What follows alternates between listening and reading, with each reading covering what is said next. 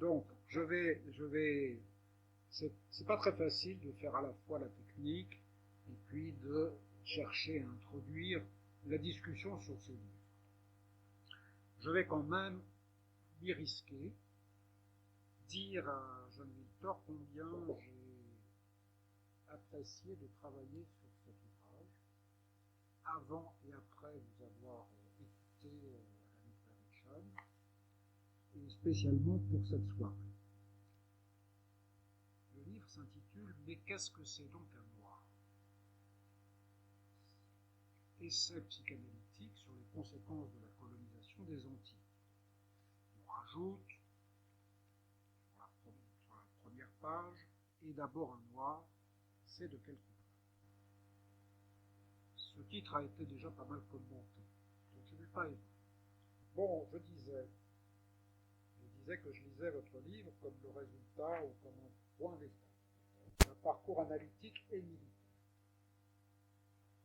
Un parcours consacré à interroger des silences, à interroger la mémoire, en traçant une voie capable de résister au mirage d'identité. Les points d'appui que vous utilisez sont votre expérience clinique, votre ancrage dans la psychanalyse telle que pratiquée à la Ligue. Et ce sont aussi les grands auteurs antillais qui ont ouvert les voies de la reconnaissance d'un savoir inconscient propre à ce qu'il n'est pas aberrant d'appeler la question. Je voudrais vous citer, mais comment ne pas nommer Césaire? Comment ne pas dire l'ébranlement que m'a alors causé sa parole poétique? Je ne reprends pas la citation de Césaire, mais je continue. Sans la psychanalyse, quels effets ces découvertes auraient-elles eu sur mon parcours? Les mirages d'un retour en terre d'Afrique ne m'auraient-ils pas happé, poussé par une précipitation identitaire, qu'aurais-je alors fait de mes retours dans mon île natale?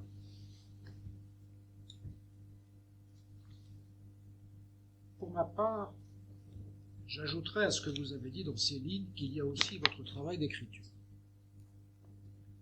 Écrire est un acte, différent de l'acte analytique, mais le sens de cet acte d'écriture, dans un parcours, le vôtre en l'occurrence, vaut la peine qu'on en parle.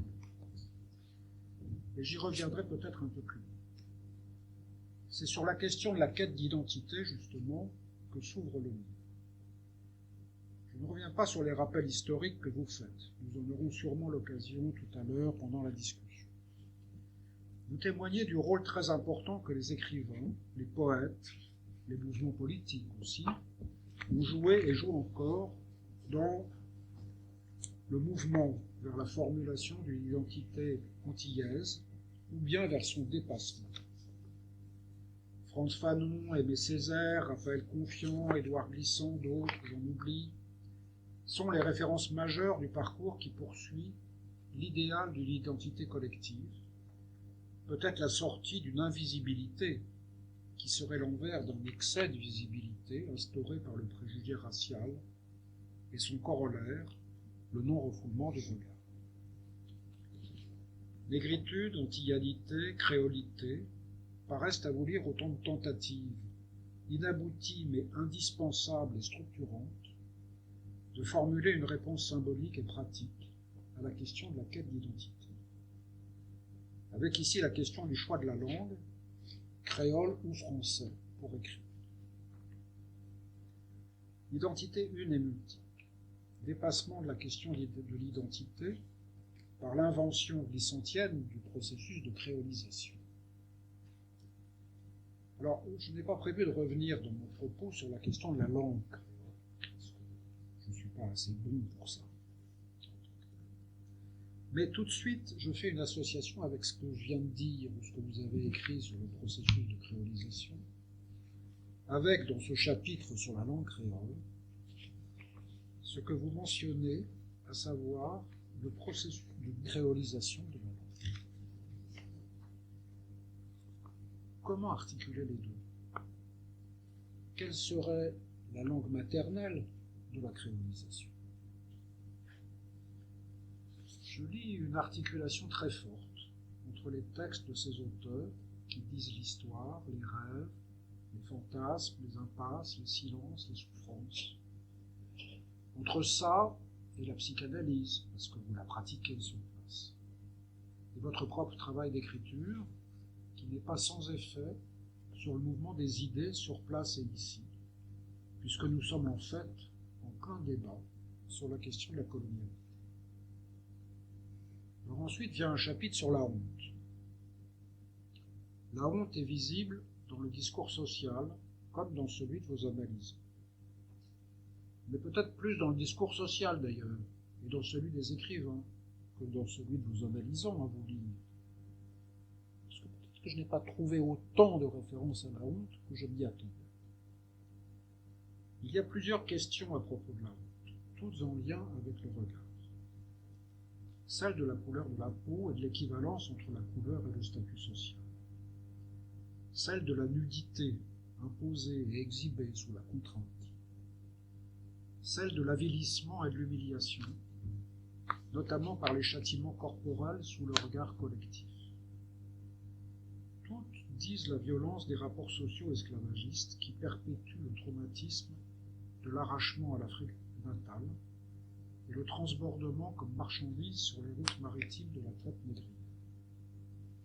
Mais elles me rappellent d'autres situations coloniales, en particulier celle de l'Algérie, telle qu'elle est rapportée par Karima Lazali, que nous avons eu le plaisir de recevoir ici aussi. La différence, c'est l'esclavage. Sinon, il me semble que le ressort racial est du même acabit. L'injure, l'avilissement, les châtiments corporels, les mutilations, la perte des patronymes se retrouvent dans les deux situations. Les meurtres de masse et les viols collectifs, peut-être un peu en plus, encore que, dans le cas d'Algérie. La honte y est tout autant. La perpétuation de la violence après l'indépendance algérienne y est un fait social majeur, sans commune mesure avec la situation antillaise. C'est une violence sociale généralisée qui s'inscrit, le terrorisme islamique, le terrorisme d'État, pendant algérien peut-être de la persistance du châtiment corporel, des coups et des injures dans la sphère domestique, que vous citez, que vous expliquez. D'où une question sur le choix de la couleur de peau comme marqueur de la différence et de l'impureté, comme mode spécifique de la perversion symbolique du langage dans la CER, c'est-à-dire la colonisation esclavagiste racialiste. Voilà. Il y a des racismes, il y a des situations coloniales d'une violence extrême. Le choix de la couleur de peau comme marqueur, comme mode spécifique de perversion symbolique, ça m'interroge parce qu'il y a d'autres marqueurs qui apparaissent dans d'autres situations racistes. Donc, j'aimerais qu'on puisse en parler. Il y a une autre question à propos de la honte, c'est celle exprimée par Frantz Fanon à propos du livre de Mayotte Capessian. Je vais peut-être être un peu provocant, c'est un peu ma signature. Mayotte Capessian, cette femme de couleur, concubine d'un officier français, donc blanc, qui écrit une vision idéalisée de sa relation avec cet homme. Je me suis interrogé sur la condescendance et sur la violence avec laquelle Fanon en parle. J'ai lu le livre de Fanon, Peau noire et masque blanc, et j'ai été frappé par ça. Même s'il est un peu plus doux sur le deuxième livre de Mayotte Capessian, mais sur celui-là, vraiment un jugement très violent. On dirait presque de la rage. Selon moi, c'est la question du sexuel qui pointe ici. Et peut-être celle du sexuel maternel. N'y aurait-il pas aussi une honte du commerce sexuel que les femmes de couleur ont entretenu avec les hommes blancs, béquets ou blancs? Excusez-moi, j'ai pas entendu le. Les femmes de couleur, hein? Aurais-tu avec les hommes blancs, qu'ils soient béquets ou non? Honte de l'ignorance, comme vous le suggérez, ou honte d'un commerce qui serait évocateur de quoi? Question provocatrice, certes, mais la honte n'a-t-elle pas justement à voir avec la confrontation imaginaire à la scène primitive? Nous sommes tous descendants de béquets. pas seulement de béquets d'ailleurs, car ne sont pas béquets les petits commerçants blancs, les militaires, les marins, qui ont constitué en fait une grande partie, voire l'essentiel de la population d'origine européenne, sans détenir le pouvoir économique. J'ajouterais au système de la colonisation esclavagiste racialisée une question que j'ai imaginée, particulière aux Antilles, qui est la question de l'insularité. La question de l'insularité et peut-être de la petitesse du territoire introduit une contrainte particulière qui, à mon avis, se rajoute, pose problème de plus. En effet, comment échapper à la condition d'esclave quand on est sur une île pas très grande? Il y a la révolte. Des révoltes, il y en a eu. Mais le grand marronnage est quasiment impossible. Même si certains ont pu rejoindre Haïti, le petit marronnage n'offre pas de solution, on est vite rattrapé. Est-ce que ce ne sont pas les femmes qui ont cherché et parfois trouvé une solution par des stratégies matrimoniales ou équivalentes, visant à les rapprocher des hommes blancs, détenteurs d'avoir, et obtenir ainsi des biens et parfois l'affranchissement de leur progéniture? C'est un peu une façon de trouver un envers au caractère assez déterministe de l'incidence de la colonisation sur le psychisme. C'est l'idée qu'il y a des stratégies d'adaptation à cette réalité particulière. Dans son récit, Mayotte Capécia exprime, sous une forme idéalisée, certes, une stratégie d'adaptation, c'est ce que j'avais dit, une façon de sortir de la précarité inhérente au statut qui est le sien. L'obsession du blanchiment, est-il bien sorti, ne renvoie-t-elle pas à l'angoisse de ne pas pouvoir s'en sortir, autrement qu'en accédant à cet imaginaire des avoirs, c'est-à-dire de la puissance? J'emploie le terme à l'instant de précarité. La honte peut être associée au sentiment de précarité. Cette précarité qui est celle des migrants d'aujourd'hui et qui place en situation de devoir demander l'aumône. Il y a eu d'autres demandes, on va parler de la demande d'assimilation. Mais là, ça m'amène à la question de la matrifocalité. Alors, je ne vais pas reprendre, vous avez dit des choses extraordinaires sur la matrifocalité, vous l'avez bien décrite, on pourra y revenir. Les questions que ça pose sont connues. S'agit-il d'une société sans père? Et d'abord, qu'est-ce qu'un père? S'agit-il d'une société sans interdit de l'inceste? Vous soulevez beaucoup de questions et vous apportez beaucoup de réponses dans ce champ. L'idée de la donation de virilité par la mère au fils est particulièrement éclairante, avec son corollaire qui est la dette contractée par le fils vis-à-vis de la mère, et sa réduction au rôle de coq, celui qui va engrosser les filles des autres pour la jouissance de la mère, dont les filles d'ailleurs ramènent leurs enfants dans le territoire de l'avenir maternel. Vous dites, et c'est un débat qui nous a animés dans la préparation de cette réunion autour de la question « Est-ce que la mère transmet du symbolique ?» qu'il y a dans cette donation de virilité quelque chose d'un marquage symbolique qui permet la séparation. Et vous dites aussi que ce marquage est fragile et n'assure pas l'étayage que constituerait un nom du père. Tout ce que vous rappelez sur les interdits touchant à la transmission du nom, sur l'attribution du nom par la mère, sur les nominations introduites par l'administration coloniale lors de l'abolition définitive, fonctionne très bien pour soutenir cette idée de la société sans père. Nous peut-on ajouter que cette caractéristique n'est pas seulement l'effet des contraintes coloniales, mais, encore une provocation de ma part, peut-être aussi une réponse adaptative à cette situation, en faisant de l'illégitimité une stratégie de contournement de l'ordre moral, une autre façon d'échapper à la domination. J'ai été frappé aussi, je n'ai pas prévu de le dire, mais je complète, j'ai été frappé par le fait que, finalement, vous parlez très peu de la religion. La colonisation, elle a été opérée sous le régime de la royauté et dans un univers, une idéologie qui était celle de la religion catholique d'Europe occidentale.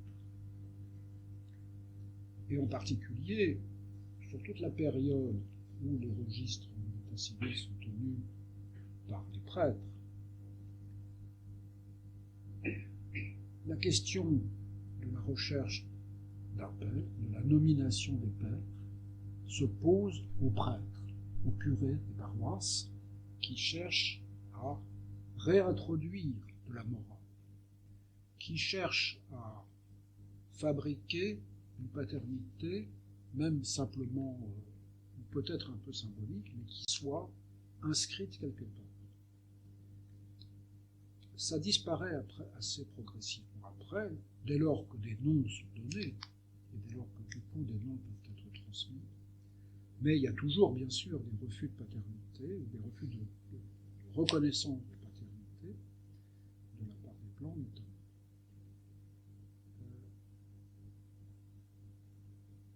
Là, j'ai un trou parce que je vais continuer sur quelque chose. Oui, c'est sur cette question de l'ordre moral. Mais voilà, il y a bien dans la structuration de cette société, telle que le centre, le régime royaliste d'abord, républicain ensuite, considère la colonie, une volonté absolue de maîtriser la morale, le droit, de faire en sorte que des alliances ne puissent pas se faire entre les groupes sociaux, de faire en sorte que les routes du coton, du sucre soient protégées, etc., etc. Il y a en contrepartie de cela la distance par rapport au centre. Et je crois, j'ai cru lire, un groupe Becquet et une administration coloniale sur place qui peuvent s'affranchir des consignes données par le gouvernement français. Cette capacité d'affranchissement renforce probablement les dérives et introduit quelque chose de particulièrement radical dans le régime de la colonisation tel qu'il est vécu sur place. Voilà, ce sont les quelques notations que je voulais vous proposer. Il y a certaines qui sont peut-être un peu iconoclastes, mais bon, voilà. Alors dites-moi lesquelles vous trouvez iconoclastes. J'ai parlé de la honte du commerce sexuel, j'ai parlé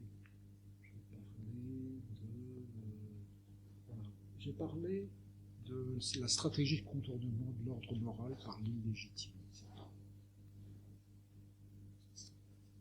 Je vous remercie en tout cas de vos questions. Alors, il faut d'abord que je vous dise que l'écriture de ce livre a répondu pour moi à une nécessité subjective. Cette nécessité subjective, c'est la même qui m'a amené à la psychanalyse. Et en pratiquant comme psychanalyste les questions qui m'étaient venues au cours de ma propre analyse, puisque c'est au cours de mon analyse à Paris, du premier temps de ma psychanalyse, je dis, avec une psychanalyste qui ne parlait pas créole, qui ne comprenait pas le créole.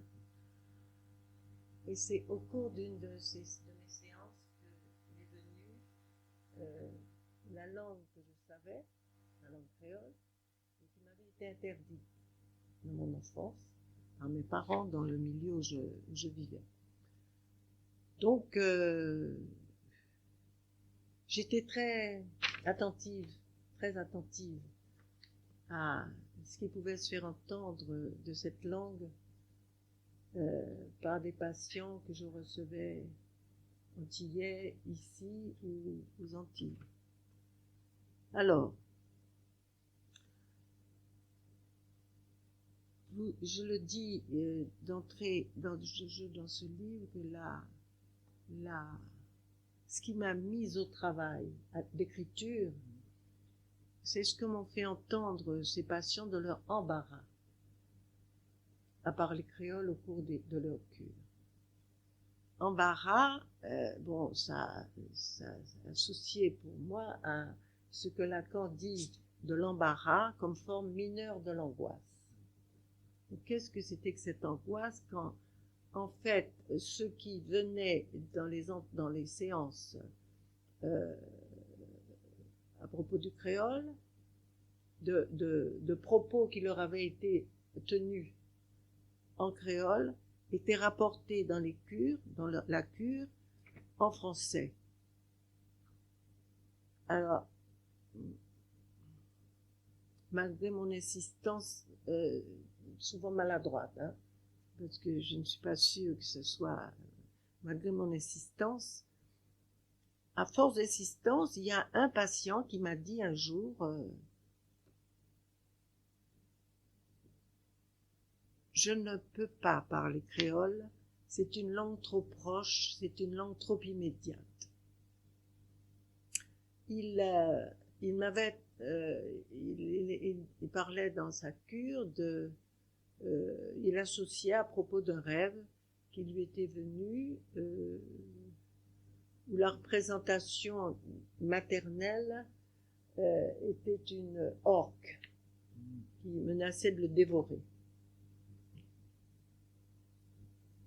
Donc, il y avait déjà eu une série de représentations de la mère avec une agressivité extrêmement violente et souvent sur le mode oral. Celui-ci, ce patient, cet homme-là, qu'est-ce que c'est qu'une langue trop proche? Trop proche de quoi? Qu'est-ce que c'est qu'une langue trop immédiate? Bien sûr, c'est ce qui venait tout de suite, c'est ce que refoule une langue, habituellement, quand on la parle. Et donc, voilà, je me suis mise au travail d'écriture, pour essayer de sortir de la broussaille, de la complexité des questions que posent, qu'ont à élucider les femmes et les hommes qui viennent entreprendre une cure, une analyse, des questions complexes où j'entends encore ce qui vient, la question où le repérage de la différence entre des êtres qui parlent se fait à partir de la couleur de la peau. Alors ça, c'est une affaire quand même qui peut pas nous laisser indifférents, hein, puisque la psychanalyse telle que Lacan nous a transmis, enfin avec les éléments, les outils que Lacan nous a transmis,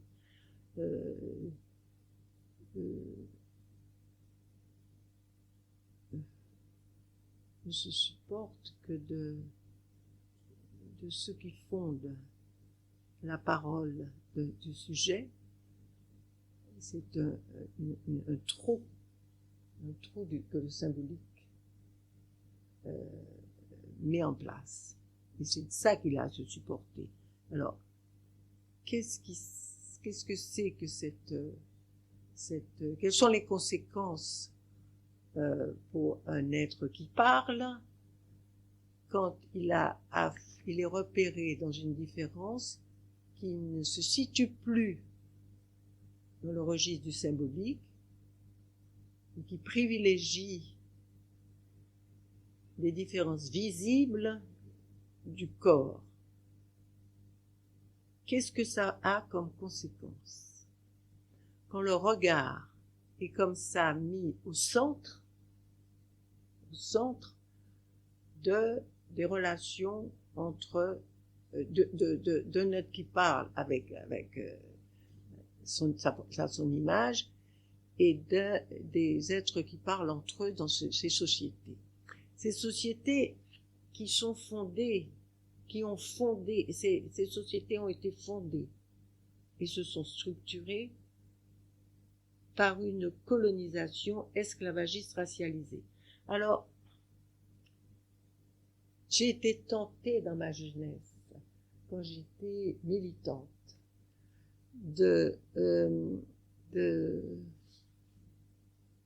j'étais pas la seule, je militais avec des copains, des amis qui prenaient l'Algérie comme référence, que vous avez citée.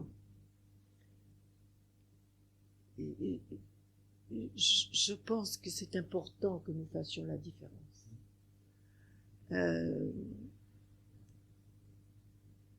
Il y a un mode de colonisation qui est totalement inédit, qui était totalement inédit, et qu'on ne peut pas confondre avec ce qui s'est passé avec les colonisations du 19e siècle. Au XVIIe siècle, les premières colonisations européennes se sont fondées d'un esclavage, ce n'étaient pas les premières, et d'un esclavage racialisé. Alors, les Européens sont arrivés, on parle de la France là, puisqu'il est question de la Martinique et de la Guadeloupe dans mon livre, ils sont arrivés dans des terres qui étaient pas vierges, qui étaient occupées par des natifs, ce qu'on a appelé les Indiens, puisqu'ils pensaient découvrir l'Inde. Et donc ils ont été massacrés, ou envoyés dans des îles, dans des réserves. Ensuite, il fallait peupler, colonie de peuplement. Donc les colons sont venus de l'ouest de la France et pour développer, il y a eu d'abord le cacao, enfin, disons que c'est le sucre qui marque le développement économique de ces îles. Alors, j'ai pas parlé de religion, j'ai pas développé, parce que mon éditeur m'a limité sur ce nombre de voilà. Donc je pouvais pas, mais ce que j'ai dans le Code noir, puisque dès la Martinique et la Guadeloupe ont été découvertes au XVIIe, premier tiers, 15 ans après, il y a un code qui a été appelé le Code noir, qui instituait les règlements pour les sujets du roi. Les sujets du roi, c'était les colons, hein, c'était pas les esclaves, ils n'étaient pas sujets, c'était des marchandises. Donc, ce qui a marqué, moi, ce qui m'a marqué, que je veux souligner, c'est que la religion catholique, apostolique et romaine est affirmée dès le premier article du Code, à l'exclusion de tout autre. On est en 1685, il y a eu la révocation de l'édit de Nantes, donc le protestantisme est exclu. Quant aux Juifs, ils sont absolument exclus, ils n'ont pas le droit. Hein. Il n'était pas question de citoyenneté, là. Il était question de pratiquer une religion. Hein. Donc c'est la référence au 1, qui est affirmée avec la religion catholique apostolique à l'exclusion de tout autre. Mais cette référence au 1 qu'incarnait le roi de droit divin, Louis XIV, a été écorné, et c'est là que c'est important, il y a un point que vous n'avez pas souligné et qui est très important, c'est que cette référence au un a été écornée par la première mondialisation capitaliste. Parce que c'est une colonisation, la colonisation esclavagiste et racialisée, qui est intrinsèquement liée au capitalisme. Donc, à la marchandisation. Donc, bon, il ne s'agit pas je veux dire, les questions que nous posons aujourd'hui sur les conséquences le capitalisme, là, hein, sont des questions qui prennent leurs racines dans cette colonisation. Donc, je crois que c'est un point important de ne pas dissocier les questions qui se posent là, de ne pas les dissocier de l'économie capitaliste, marchande à l'époque. Alors, à partir de là, qu'est-ce qui s'est passé? Les colons qui viennent d'Europe, des Africains, entre guillemets, qui viennent de différentes régions d'Afrique, de l'Ouest, se rencontrent dans ces terres, avec le commerce triangulaire qui est organisé.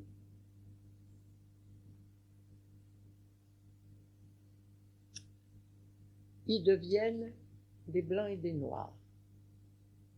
Ils deviennent des Blancs et des Noirs.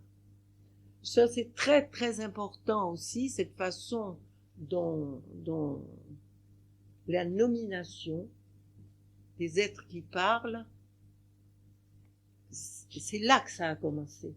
Ça ne se faisait pas avant. Dans la Bible, quand on parle, on dit les Éthiopiens, on dit les gens du Sud. Il n'y a pas cette caractérisation de l'altérité à partir de la couleur de la peau. C'est là que ça a commencé. Donc, la question, c'est une question difficile et complexe, qui se pose pour un psychanalyste, c'est, en tout cas telle qu'elle s'est posée à moi, c'est est-ce que la normalisation édipienne, est-ce que la normalisation et la pacification qu'introduit l'opération du nom du Père et l'Oedipe, est-ce que c'est la seule façon pour les êtres parlants de s'humaniser, c'est-à-dire de régler les questions de leur rapport au sexe et à la sexualité? Et nous avons là, enfin en tout cas ce que la psychanalyse m'a enseigné, c'est d'entendre, je disais à une époque, dégradation du symbolique. Moi, dans ce livre, en tout cas, je parle de perversion de la dimension symbolique du langage, qui met le regard, cet objet pulsionnel, au centre. C'est bien que les êtres, c'est plus des êtres parlants, ce sont des êtres regardés et regardants. Hein, il y a quelque chose comme ça, où la force du pulsionnel affecte bien sûr l'image, puisque le regard est refoulé pour que l'image tienne, que l'image se constitue et tienne. Il faut que le regard soit refoulé. Si la virulence du regard, de la pulsionnalité du regard n'est pas refoulée, ça laisse une certaine plus ou moins grande fragilité à l'image de soi. Alors, noir et blanc. mais ils se sont parlé. Ils se sont parlé. C'est ça l'affaire qui est importante et qui nous intéresse. Ils se sont parlé. Alors, ils ont créé entre eux, dans leur relation, une langue qui s'appelle la langue créole. Alors, souvent on pense que la langue créole c'est une langue d'esclaves. Ce n'est pas la langue des esclaves. C'est la langue de la rencontre entre les maîtres et les esclaves, entre les parlers des maîtres et les débris, ce qui restait aux hommes et aux femmes qui étaient déportés d'Afrique, ce qu'il leur restait des langues qu'ils avaient parlées dans leur pays, puisqu'ils étaient mis en esclavage, vendus souvent par des raclés ou des chefs africains, bref, il y avait tout un commerce en tout cas qui s'est organisé, et 3 mois de voyage, de traversée d'Atlantique, le réel, il n'y a plus de mots pour nommer, il n'y a pas les mots pour nommer, mais les Français non plus ne les avaient pas les mots, mais ils avaient le pouvoir de nommer. Ils ont eu le pouvoir, ils étaient les maîtres, ils avaient le pouvoir de nommer. Donc, pour ceux qui connaissent la Martinique, les lieux, la nomination des lieux fait souvent référence, par exemple, au catholicisme. Saint-Pierre, Saint-François, Sainte-Anne, voilà. Hein, en Guadeloupe et en Martinique, c'est des lieux de saints. Ou des lieux géographiques qui existent en France.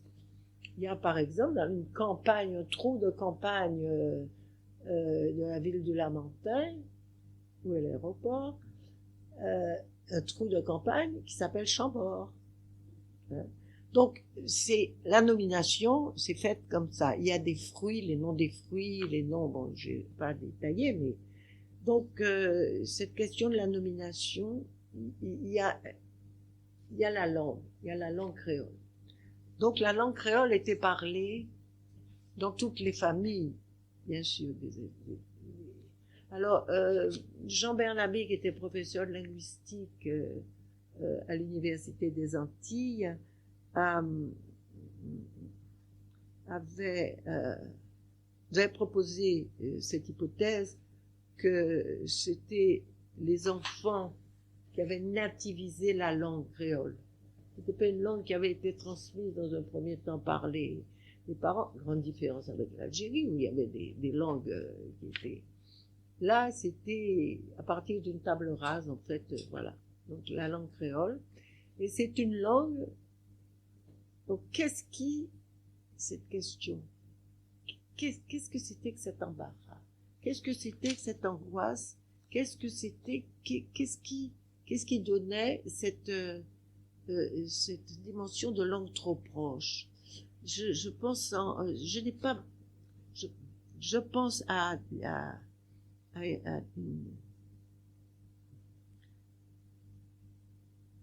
des patients qui me parlaient de leur rapport au corps de leur mère. C'est un rapport où une nécessité d'une proximité et qui passe par une sensorialité dont on peut dire qu'elle fait entendre un rapport à la jouissance du corps, à une jouissance qui s'éprouve et qui n'arrive pas à s'articuler.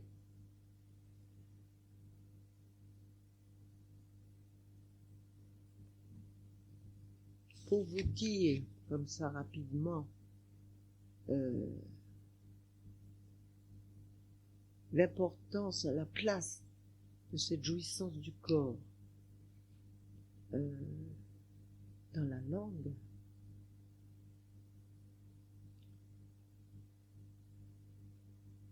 je pense à des hommes, sont les seuls des hommes qui sont venus parler, pas du tout, Je me souviens d'un homme qui est arrivé en me disant, c'est en créole, mon caïpalé, c'est en créole, vous blessez-moi. Il m'a dit, je vais parler en créole, parce que c'est en créole que j'ai été blessé. Donc,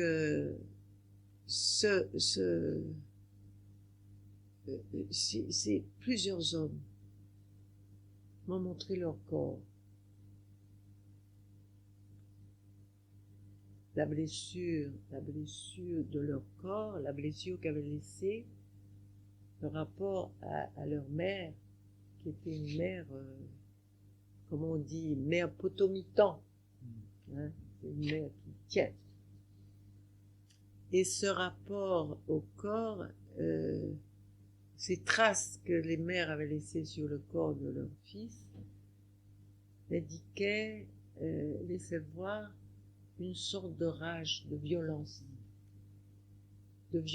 des traces de coups avec n'importe quoi, des traces de morsures, des traces de fer chaud, enfin dans une espèce de pulsionalité comme ça qui était...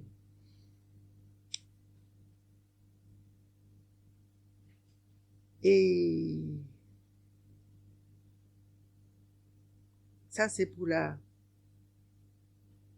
les effets de jouissance de cette colonisation. Bon, je ne vais pas reprendre tout ce que j'ai dit, que vous avez dû lire, et que décrit très bien cet esclave qui s'appelle Mary Prince.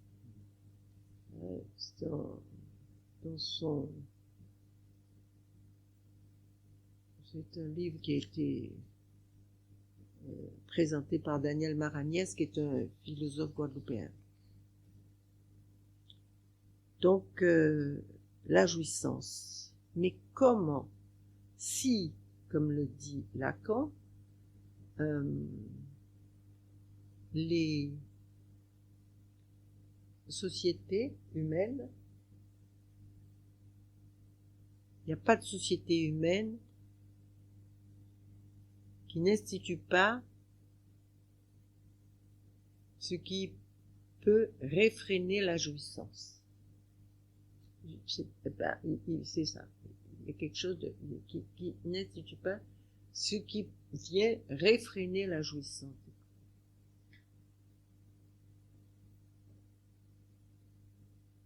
Alors, bien sûr,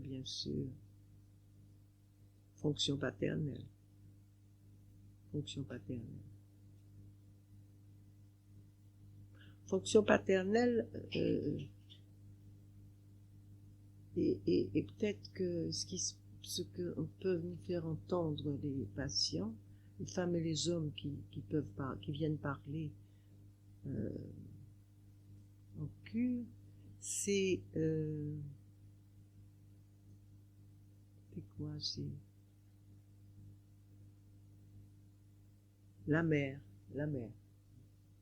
au centre.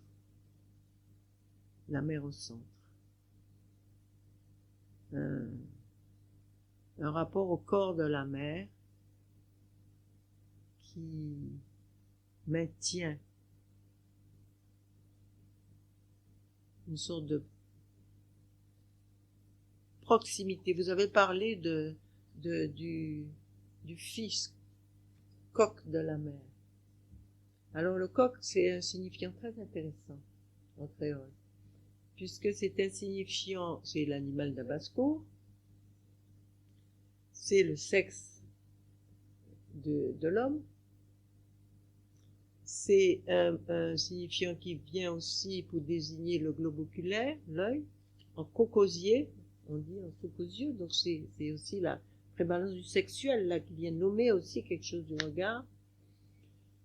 Et puis bon, les cocos qu'on boit, donc qu'on boit l'eau, etc. Donc le coq, c'est un signifiant, vraiment c'est un signifiant qui fonctionne dans la langue créole. Pardon? Ah oui, en français. Oui. Le coq gaulois. Oui, tout à fait. C'est le symbole de la France, bien sûr. bien sûr.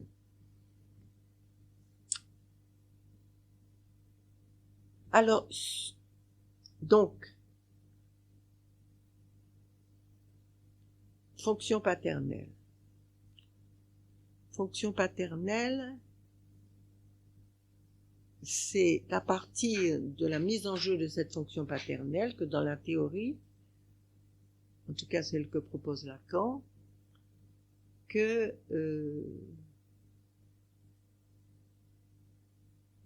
la mise en jeu de cette fonction va introduire pour un enfant et pour une mère un espace de séparation, une réponse à la question que se pose un enfant, que se pose une femme, une mère, pour introduire cet enfant à autre chose, à pas rester tourné vers sa mère pour trouver la réponse à la question qui se pose sur l'énigme, qu'est-ce qui... Et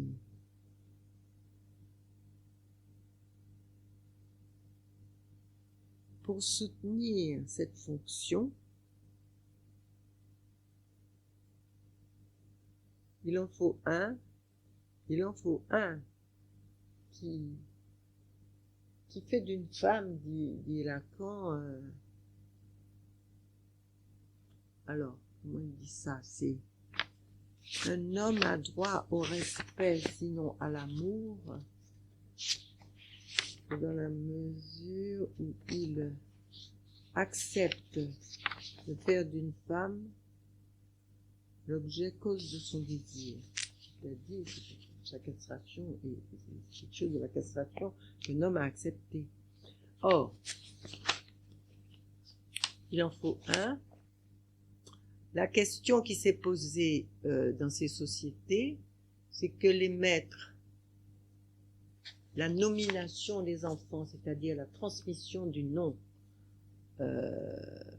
s'est posée de façon à partir du nom des colons, à partir des colons, c'est une transmission du nom qui a opéré à partir de la couleur de la peau.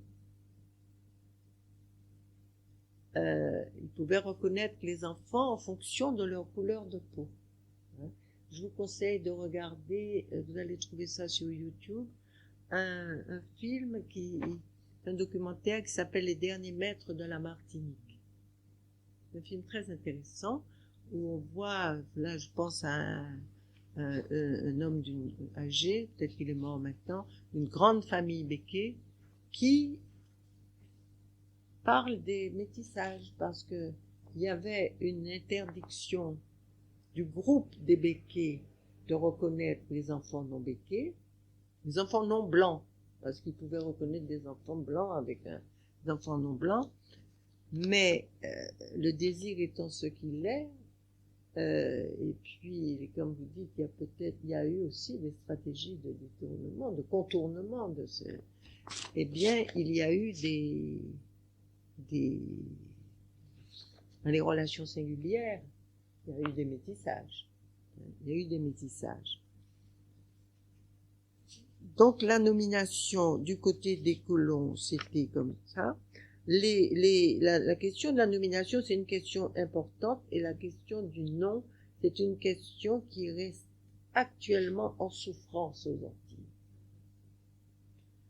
Parce que ceux qui n'ont pas, ceux qui n'ont pas eu comme ancêtres des colons, c'est-à-dire qui ont eu comme ancêtres des affranchis de l'esclavage, sont arrivés aux Antilles comme esclaves, en tout cas sans nom. Les noms qu'ils avaient en Afrique, on les a baptisés, on faisait des baptêmes de masse, etc. Donc un nom, prénom, qui n'était pas transmissible. C'est-à-dire que vous pouviez être Jean-Jacques, fils d'Odette, c'était toujours par la mère que ça passait, vous êtes fils d'Odette, et votre enfant, c'était Arlette, fille de Jean-Jacques. Et Odette, la grand-mère était la génération. Donc c'était pas transmissible. Et puis c'est effectivement, comme vous dites, avec l'état civil, la mise en place de l'état civil, que les noms de famille transmissibles ont été attribués aux affranchis. Alors, sur le rôle des curés, là, quand vous dites que les curés ont cherché à réintroduire de la morale, je suis pas si sûre, hein. Je sais pas comment ce qui vous permet de soutenir ça. C'est un article de Vincent Cousseau. Pardon? C'est un article de Vincent Cousseau qui s'appelle La famille invisible. Oui, mais les archives, l'histoire montrent que, et il nous donne à lire, que les curés ont toujours soutenu la position des colons. Oui. Sur la nomination, hein, je parle de la nomination, hein. C'est-à-dire qu'ils ont toujours soutenu la position des colons de ne pas transmettre leur nom de famille. Oui, mais la question se posait pas seulement pour les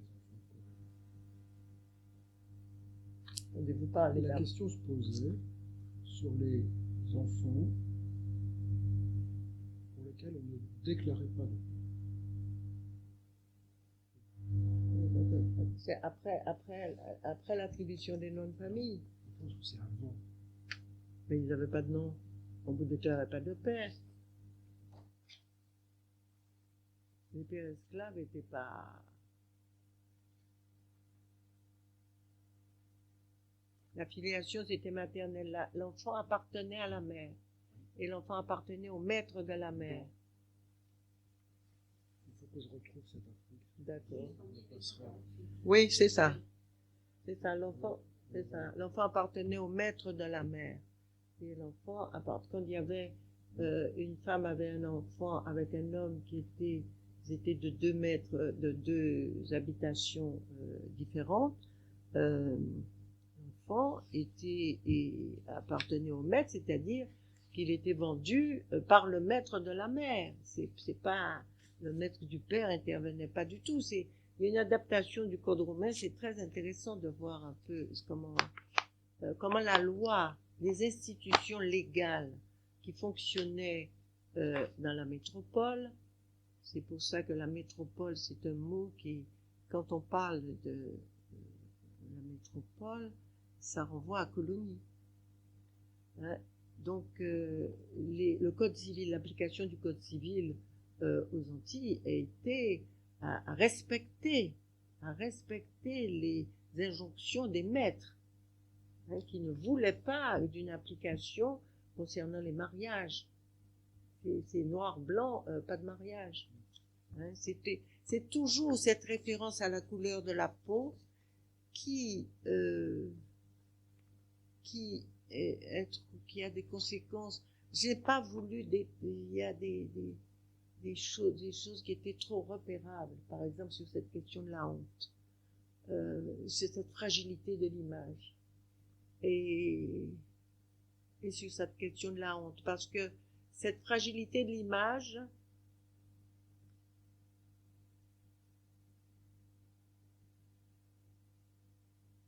attend le sujet attend toujours un regard qui ne passe pas par la couleur, un regard aimant. Or, en fait, cette attente d'un regard, il y a un renversement du regard qui se fait, que ce regard devient complètement intrusif, et que c'est la pulsionalité du regard qui fonctionne et qui introduit une dimension paranoïaque dans les relations. Ça, c'est quelque chose de très sensible. Si vous avez reçu c'est quelque chose de très sensible chez les Antillais. C'est une sensibilité paranoïaque qui est très... Et alors, parce que ce qui est intéressant, c'est comment cette paranoïsation des relations,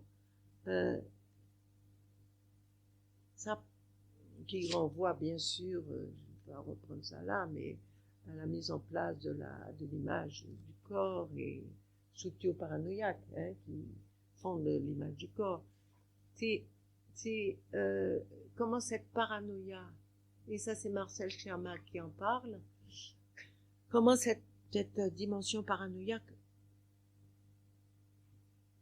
protège d'un effondrement mélancolique. Ça c'est très très très important. Parce que moi j'avais envie d'écrire à un moment sur la mélancolie de ces sociétés antillaises. La mélancolie des sociétés antillaises. Bon, ça c'est une autre affaire. Bon, je crois qu'il y a une dimension à laquelle je vais arriver, la dimension de l'imaginaire du père. Ça c'est une question qui est très très très très importante. Et par rapport à ce que vous dites, ça me fait penser à ce que vous disiez tout à l'heure, de la complexité des relations entre béquets et non béquets. C'est très complexe parce que on peut pas. Vous savez que récemment il y a eu la statue de Victor Schellcher qui a joué un rôle très important dans l'abolition de l'esclavage, qui a été démolie. Bon, je suis allée, on m'a invité à faire un topo. Bon. Mais c'est extrêmement complexe parce qu'en écoutant, quand on écoute des patients, des femmes et des hommes, c'est pas binaire du tout cette affaire-là. C'est pas du tout binaire et on passe à la question de couleur de peau. Bien sûr que ça a une fonction imaginaire très importante parce que être considéré, c'est le mot, je veux être considéré par un blanc, c'est, vous voyez dans quel registre imaginaire ça se situe. Hein. C'est pas du même ordre que la dimension de la reconnaissance. La reconnaissance est dans une dimension symbolique. Que ça, là, la demande d'être considéré, c'est une demande très, très banale, très banale.